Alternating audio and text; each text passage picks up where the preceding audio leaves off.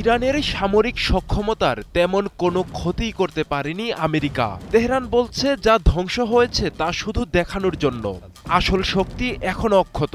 গোপন ঘাঁটি, ভূগর্ভস্থ টানেল আর লুকানো অস্ত্র ভাণ্ডারে জমা রয়েছে হাজারো মিসাইল, ড্রোন আর বিধ্বংসী প্রযুক্তি। ইসরায়েল আমেরিকা যেখানে বিজয়ের গল্প বলছে, ইরান সেখানেই দিচ্ছে মরণ কামড়ের হুঁশিয়ারি। প্রশ্ন উঠছে, এটা কি শুধু শক্তির প্রদর্শন, নাকি আসছে আরও বড় ধ্বংসের ঝড়?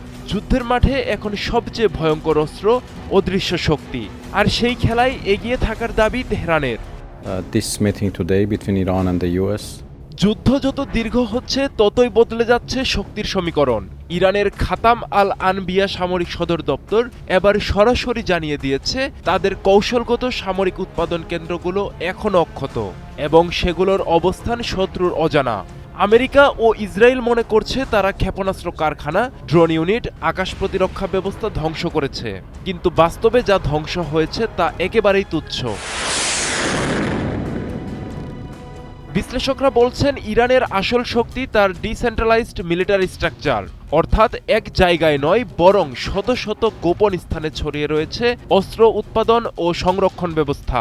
ইরানের রয়েছে হাজার হাজার ব্যালিস্টিক ও ক্রুজ মিসাইল, দীর্ঘপাল্লার আত্মঘাতী ড্রোন যা রাডার ফাঁকি দিতে সক্ষম, শক্তিশালী আকাশ প্রতিরক্ষা ব্যবস্থা এবং অত্যাধুনিক ইলেকট্রনিক ও সাইবার যুদ্ধ সক্ষমতা।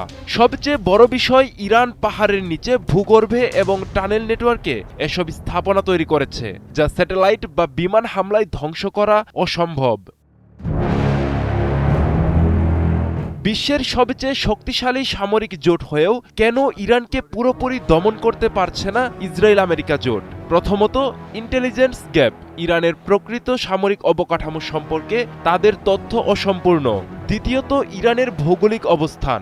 ইরান একটি বিশাল পাহাড়ি ও জটিল ভূখণ্ড, যেখানে সরাসরি সামরিক অভিযান চালানো অত্যন্ত কঠিন। তৃতীয়ত, এজিমেট্রিক ওয়ারফেয়ার। ইরান সরাসরি যুদ্ধের পাশাপাশি প্রক্সি গ্রুপ, ড্রোন ও সাইবার আক্রমণ ব্যবহার করছে, যা প্রচলিত যুদ্ধ কৌশলকে অকার্যকর করে দিচ্ছে। আর চতুর্থত, দীর্ঘমেয়াদী যুদ্ধের চাপ।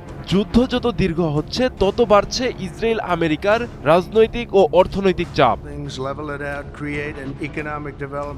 ইরান ইতোমধ্যেই হুঁশিয়ারি দিয়েছে আরও বিধ্বংসী ও ব্যাপক হামলা আসছে। এতে বোঝা যাচ্ছে যুদ্ধ এখনো শেষ নয়, বরং আরও বড় ধাক্কার জন্য প্রস্তুতি নিচ্ছে তেহরান। বিশ্লেষকরা বলছেন যদি এই সংঘাত দীর্ঘায়িত হয় তাহলে পুরো মধ্যপ্রাচ্য জুড়ে ছড়িয়ে পড়তে পারে অস্থিতিশীলতা। যুদ্ধের ময়দানে শুধু অস্ত্র নয়, জিততে হয় কৌশল, ধৈর্য আর গোপন শক্তির খেলায়। ইরান সেই খেলাতেই এগিয়ে থাকার বার্তা দিচ্ছে। অন্যদিকে ইসরায়েল আমেরিকার জন্য এই যুদ্ধ হয়ে উঠছে অদৃশ্য শত্রুর বিরুদ্ধে লড়াই, যেখানে প্রতিটি আঘাতের পর থেকে যাচ্ছে অজানা ভয়। আব্দুল্লাহ আল মারুফ, ৭১।